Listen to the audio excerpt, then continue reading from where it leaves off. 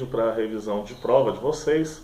Vamos falar agora da Era Napoleônica, né, no período em que o Napoleão vai governar a França logo após a Revolução Francesa.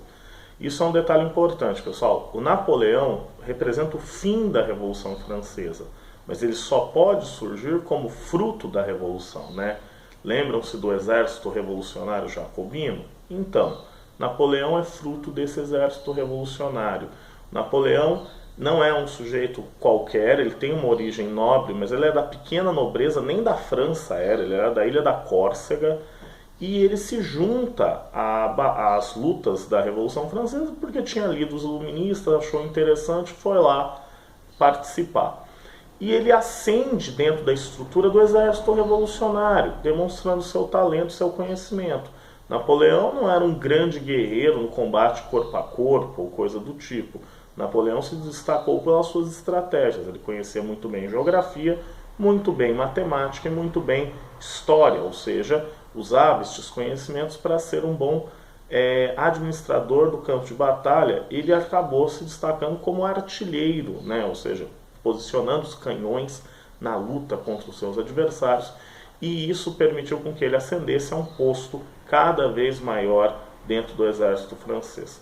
E quando ele assume o poder, é naquele momento de crise do diretório, lembram-se, né? O diretório estava em crise, monarquistas de um lado, remanescentes dos jacobinos de outro, e os girondinos no meio sem saber o que fazer, pedindo auxílio a um militar. Então, o Napoleão ascende ao poder, por isso que a gente diz que é um golpe de Estado, ou seja, são militares, é ele, um militar, assumindo o poder para salvar a nação, esse ideal salvacionista das Forças Armadas e essa estrutura de golpe de Estado, Napoleão é o primeiro a utilizar, e desde então ela se repete inúmeras vezes no Ocidente, e vai governar a França de 1799 a 1815. A primeira fase do governo napoleônico é o chamado consulado, de 1799 a 1804. O consulado, pessoal, basicamente é um momento de estabilização e garantia das conquistas burguesas, porque é no consulado que a gente vai ter a criação do Código Civil francês, ou Código Civil napoleônico. Esse Código Civil garante as conquistas da burguesia, como livre comércio, livre iniciativa e direitos aí iguais perante a lei, né? O principal era a liberdade comercial da burguesia. A igualdade social era deixada de lado, bastava ter igualdade na lei, né? Igualdade econômica não interessava a burguesia. Outro ponto é nesse momento que vai ter o estabelecimento de um sistema de educação público francês, né? Padronizado e controlado pelo Estado, né? Napoleão sabia da importância da educação para a manutenção de uma nação, para o crescimento e desenvolvimento dela. E um terceiro ponto foi a criação do Banco Nacional da França, instituição que garantiria as trocas comerciais e a estabilidade da moeda francesa. O Napoleão fica tão popular, tão bem visto, que ele faz um plebiscito para perguntar à população: vocês desejam que Napoleão se torne imperador? E a maioria da população aceita. Por isso que Napoleão não pode ser visto como um processo revolucionário.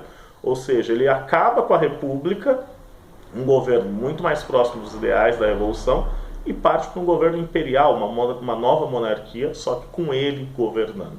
O Império Napoleônico vai de 1804 a 1815 e é marcado pela expansão militar da França, que vai atacar seus adversários no continente, e pelos conflitos com a Inglaterra. Os ingleses não engoliam a Revolução Francesa e muito menos a expansão que o Napoleão estava fazendo. Por isso, a Inglaterra financiou os adversários da França. O problema é que o Napoleão era muito bom nas batalhas militares, nas batalhas de infantaria, e foi derrotando cada um dos adversários que aparecia, menos a Inglaterra, que é uma ilha, estava protegida pelos mares e por sua poderosa marinha. Então, o Napoleão resolveu tentar atacar a Inglaterra onde doía para a burguesia inglesa, no bolso. Por isso, iniciou uma série de medidas que a gente chama de bloqueio continental, proibindo todas as nações do continente europeu a negociar com a Inglaterra. O bloqueio continental deu errado principalmente por dois motivos. Primeiro, contrabando. Os países continuavam fazendo trocas comerciais com a Inglaterra, só que de maneira ilegal, né? usando aí o mercado negro e tudo mais. E o segundo motivo é que a Europa representava uma pequena parcela de todo o comércio inglês. Revolução Industrial, a Inglaterra se tornou a indústria do mundo, vendendo mercadorias para a América, para a África, para a Ásia e para a Europa, ou seja, tirou só uma das áreas de comércio dos ingleses.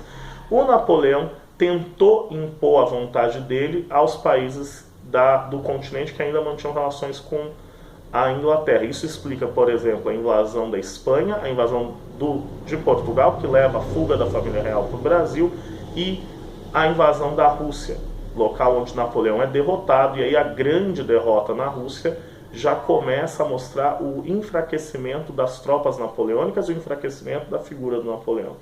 Ele é deposto, levado para um exílio na ilha de Elba pelos ingleses, só que Napoleão foge, volta ainda em 1815 e vai iniciar o último período do governo napoleônico, chamado Governo dos 100 Dias, que é uma tentativa de Napoleão voltar à glória do início do Império Napoleônico, tentar derrotar os ingleses. Ele acaba perdendo as batalhas e é exilado definitivamente na ilha de Santa Helena, no meio do Atlântico Sul, e morre lá sozinho, sem grande alarde. O que fica da era napoleônica? A estabilidade e a garantia das conquistas burguesas, asseguradas já no consulado, e, por um lado, fica isso, e, por outro, o surgimento de um mito laico, ou seja, Napoleão era o mito do ideal burguês, né? Você, com trabalho, esforço, terá méritos e ascenderá às alturas, poderá se tornar imperador, poderá se tornar o maior de todos. Este é o grande legado de Napoleão, o mito do homem que se fez por ele mesmo. Pessoal, muito obrigado por terem assistido, até o próximo vídeo.